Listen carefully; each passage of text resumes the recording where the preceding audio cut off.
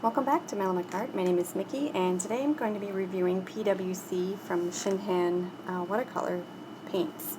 And from what I know, ShinHan has a student line, a professional watercolor, and this is the premium watercolor, which is the PWC.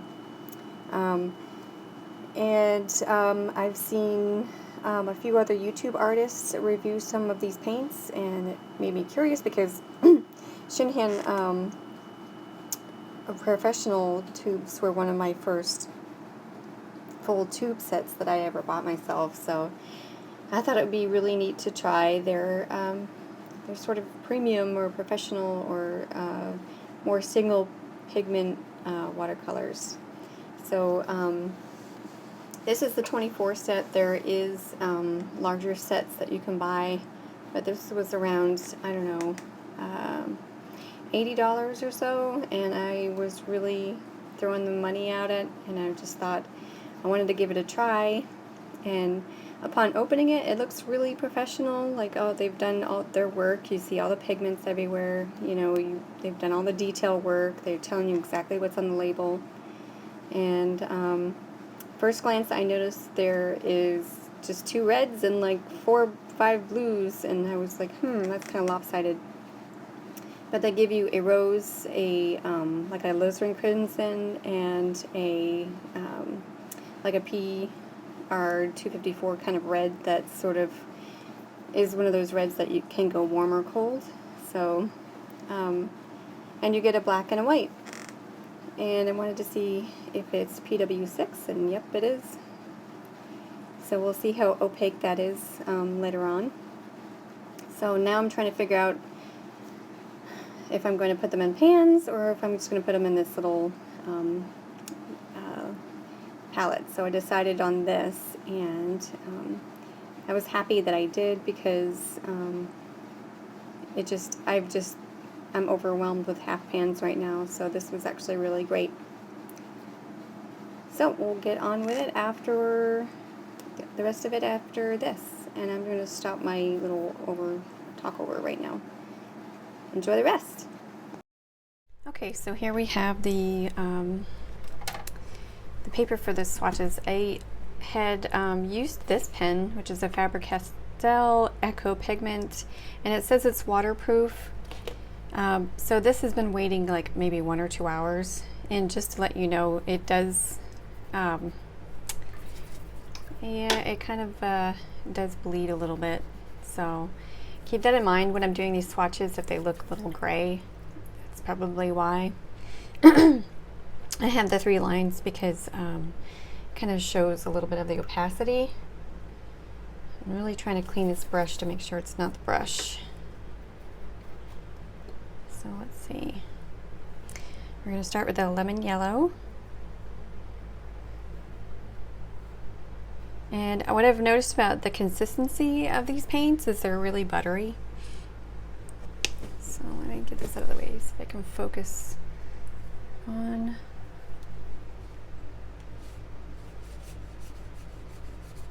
Really, really nice. Like, I'm really impressed. See, there's a little bit of a smudge there from that pen. So first impression with the lemon yellow, this paint has been milled really, really fine. And here's the yellow ochre.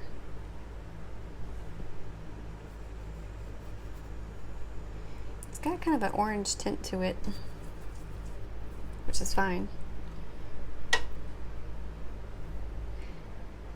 And here's the permanent yellow deep,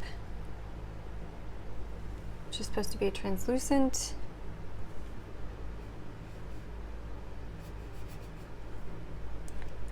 It is fairly translucent. Okay. Next is the permanent yellow orange, which is 2 pigments. And you'll notice this one, and there's another one that's 2 pigments in this set. The olive, I think it is. And if I'm repeating myself, I'm sorry, but I haven't recorded the beginning of this or voiced over the beginning of this yet, so I can't remember. I wouldn't know. Can't remember. I wouldn't know what I had said there. Wow, that's really, that packs a punch. This is P016. Never heard of it. There's a lot of pigments in this set that I don't know of, and they may be fugitive, but of course I really wanted to push their single pigments. So 1, 2, 3, 4, 5, 6 are right here. Permanent red. And a little disappointed that there's not a lot of reds. There's a lot more blues. But wow, this packs a punch too. Look at that. That's really cool. Wow. That can be a cool and a red. So it's glad that they I'm glad they included it. So the next is Crimson Lake, but it's pretty much alizarin crimson, which is pretty common, but it's terrible with light fastness. And it's beautiful. Look at that. So nice.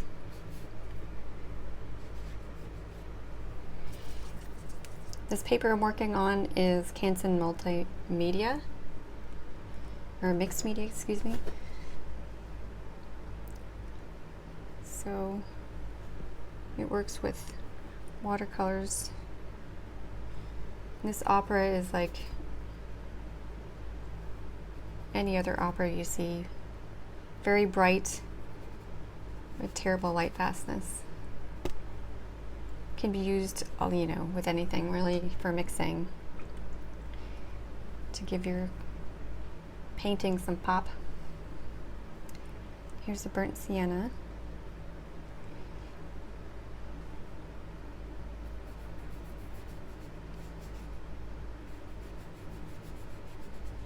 Yeah. Okay. A little bit orange on the orange side. PR101. So that's an English red or a Venetian that is very, very orange. And this burnt umber is PBR7. The set mainly has all translucent colors also. I'm seeing some red undertones in this burnt umber.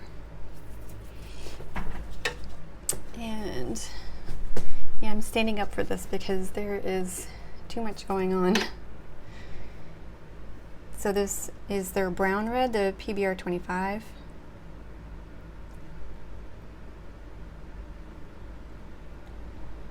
So I always like a brown red. They're beautiful to me. They kind of more burgundy. Whoops, I put too much on. It would be really great if it dried this color though. I haven't seen one that will actually dry that pretty. You can't really see it because the camera, there you go. The lighting is a little too shiny there. I wonder if it works better over here. Oh, it worked better over there. Okay, now this Van Dyke brown is a natural brown, number 8. I've never seen this before, so let's check it out.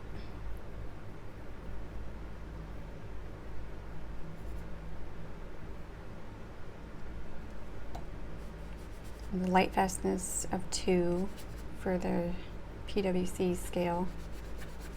It's definitely Van Dyke brown.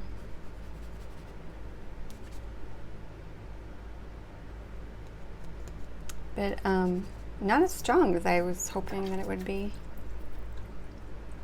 And I literally took basically the whole glob to get that droplet or whatever I did, smudge. I think I see a little bit of granulation in there though. This lighting is gonna bother me. Okay, maybe that's a good spot. Okay, so now we have I'll have to go like this. Permanent green, number 1.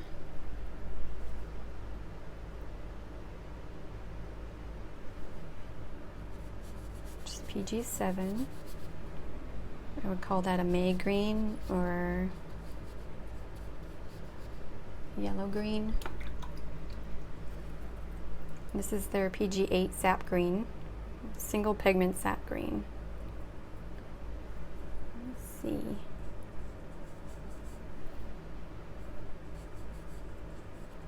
This is what I would call hooker's green. But it is kind of a sap green, but look at the lime that it turns into down here. I'm not complaining, I like it. Just noting the information about it in my brain.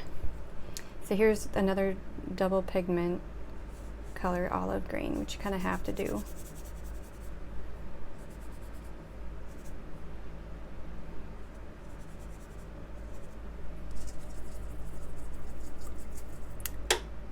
Just pretty olive green. And the Viridian Hue. So this is a safer alternative to some of the Viridians that have a little bit of a caution to them. And it's a PG7.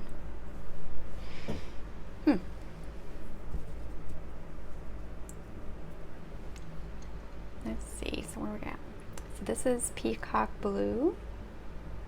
Wait a minute, I'm on the wrong one. Okay, so I went to Cerulean Blue, I think. Where am I? This one and a different, okay. So this is, it didn't seem like it, but I guess it is. It's Peacock Blue. Which is PB 15:3. And here we go. Now I'm back on track. And the last is a Cerulean Blue Hue. Whoa. I just took the whole glob. Oops. Okay. Cerulean Blue Hue is more of the Peacock Blue that I was thinking the Peacock Blue would be.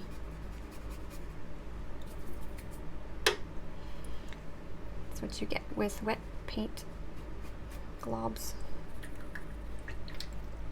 And I think that's why I like the paint in the pucks or the dried paint, because you have more control. So here is Prussian Blue. Really pretty. Let me get the light over there.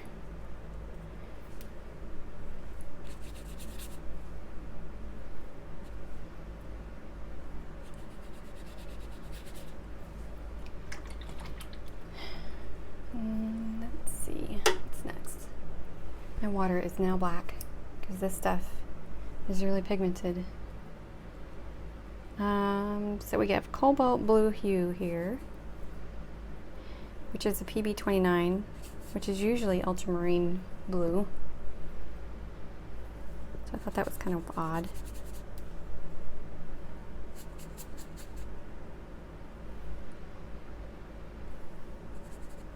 Interesting. And then we have Ultramarine Deep, which is PB29.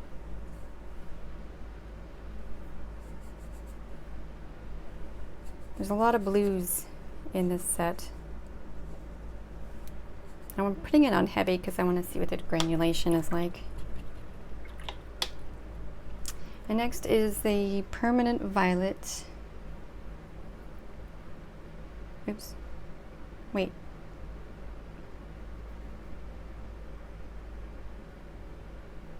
Did I do the wrong one? I did. Okay. So underneath this mistake that I've made, I did the Prussian Blue twice, and this is the Cobalt Blue. Okay. I knew I was going to mess up this. So here is the Ultramarine Blue. So, okay, let's write this so I'm not confusing anybody. This is the same as this, and this one goes here. Sorry guys, I know that's confusing. Moving on. I really gotta wash my brush because these dark colors are super staining. Alright, so next is our permanent violet.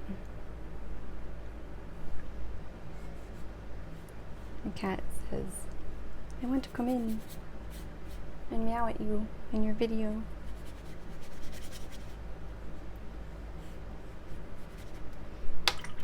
These dark colors are really nice. I like how deep they are. So here's PBK 9 for Ivory Black.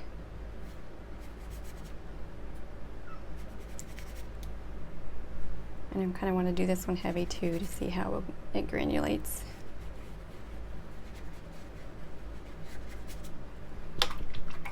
Nice neutral black. I'm really going to clean my brush because last is white and I want to see how opaque it is.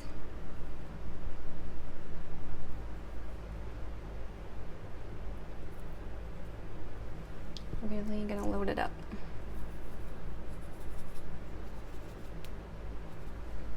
So here's the Chinese white. Which did okay. Okay, so let's let this dry, and I'll be back when they are dry. So my final thoughts about this paint is that it's very comparable to their ShinHan Professional watercolor set, which is, let's see, this one is 30 colors, and it was about maybe $30, maybe less. And the tubes are 11 mil. The tubes for this one are 15 mil. There's the difference between these paints, which are these and the swatches, is that they're some of the paints have a lot more pigments in them than these, and these are of course more single pigment. But there's really not much difference between the vibrancy and tone of these than the PWC. I'm going to go ahead and show you some here. So this is this particular line up here. And this one is this one. The Natural Brown 8 is different than the Van Dyke. There's like this Van Dyke Brown is PR 101. So a little bit of difference here. And this one is this. There's Peacock Blue here, but this one has Peacock Green. Oops, right, this one. Viridian is exactly the same. And then you have these. And I guarantee you this Ultramarine Blue is the same exact formula. This paper was very thin, so my end thoughts are these are wonderful. They're single pigment, they're very vibrant, they're luxurious, they're very creamy. I have no problems with them. It's just that you have a lot of fugitive colors here, like this one. I don't even know what these two pigments are. Fugitive, fugitive, fugitive, fugitive, fugitive, fugitive, and the fugitive. So fugitive means it's not going to last as far as light fast. These remind me of the Kuretake Gansei Tambi set, where you're getting like amazing punch of color and super saturation and payoff. You know, when you want to pick up color, boom, you have color right away. So there's a lot of benefits to these. I would just be careful with them in the light, and That's about it. If you're looking to try ShinHan, I would start with this set first, and then maybe try some of these and maybe singles, so you could try some of the ones that are not fugitive. But even though they are, this Van Dyke brown here, that's Natural Brown 8, it's gorgeous. It's got this beautiful walnut color to it.